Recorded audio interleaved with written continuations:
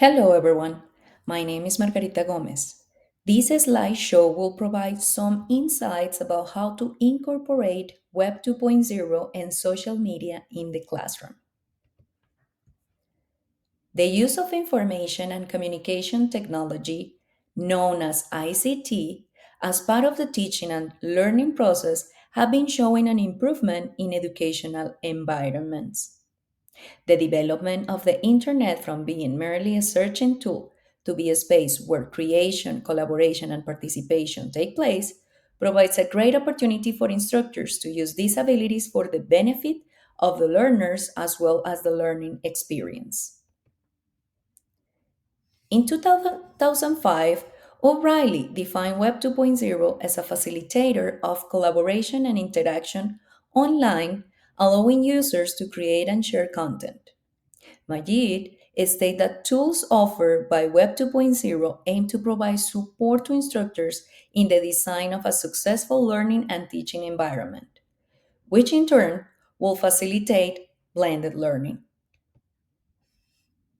In educational settings, Web 2.0 promotes constructivism and connectivism pedagogies, where the student is the center of the learning experience and the teacher is the guide or facilitator. Furthermore, Web 2.0 benefits the learning and teaching environment, allowing instructors to differentiate learning styles, motivate and engage learners, and facilitate interaction and collaboration. Among some of the opportunities Web 2.0 has to offer in education, it is crucial to mention interaction, communication, and collaboration that fosters the social creation of knowledge.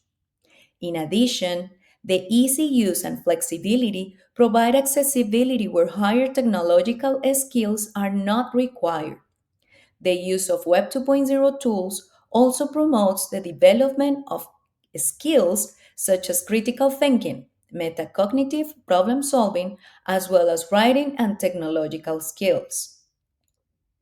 Despite all the opportunities, it is important to acknowledge the challenges as well that Web 2.0 carry during the implementation.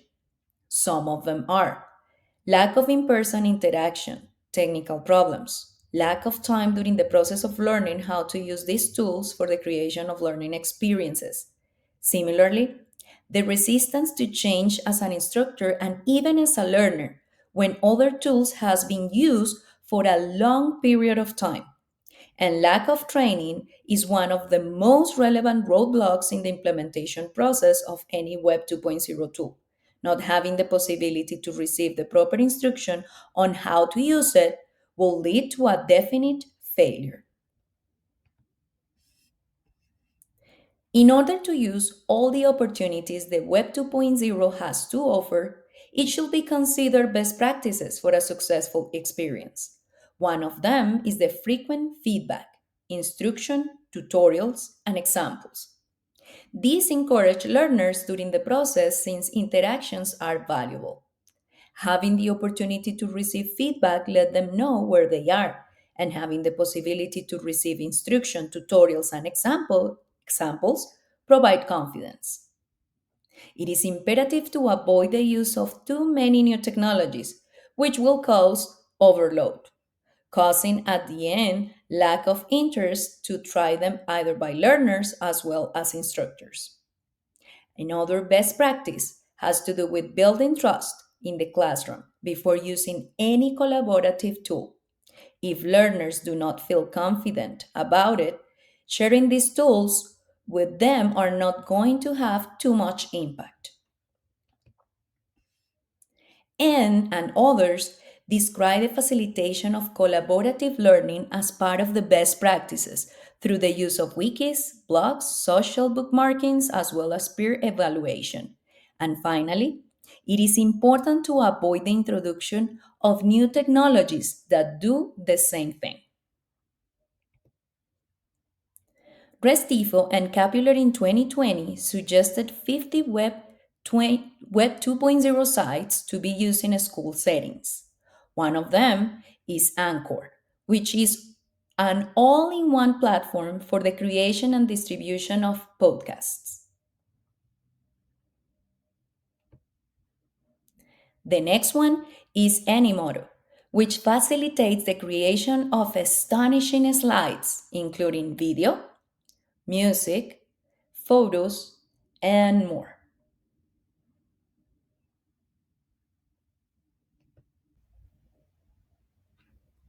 Edmodo, as described by Restivo and Capuler, is a platform with LMS capabilities that promotes collaboration and communication. Instructors have the possibility to create classes and share assignments and tests. A myriad of studies have been evaluating the application of Web 2.0 in education. The use of block settings enhances the learning and teaching experiences. In addition, this model fosters learners' participation by sharing, reflecting, and commenting. Among different blog like settings, we find Facebook, as mentioned by Anastasiadis and Kotsiadis. This is one of the most popular social media that facilitates communication, interaction, as well as the possibility to share information. The use of this platform in the educational setting motivates a student and support classroom work. Twitter is defined by Bison and Cavus as a microblogging application where users can send and receive texts no longer than a certain amount of characters. This platform can be used as a social network for sharing interests through quotes, videos, photos, comments, and more. Some of the possibilities in the classroom setting are the creation of classroom communities, collaboration, evaluating opinions, creating quick announcements, sharing best practices, and more. Among a variety of applications that provide close platform communication, it is worth it to mention the use of WhatsApp. In 2016, SAM found positive outcomes on students' achievements and performance through the use of this application. They use it as a medium to be prepared for a final exam. In addition, Susanti and Termuji use the features such as video, audio, document sharing, pictures, links, text, group creation on the development of writing activities to support learners in the acquisition of English writing skills.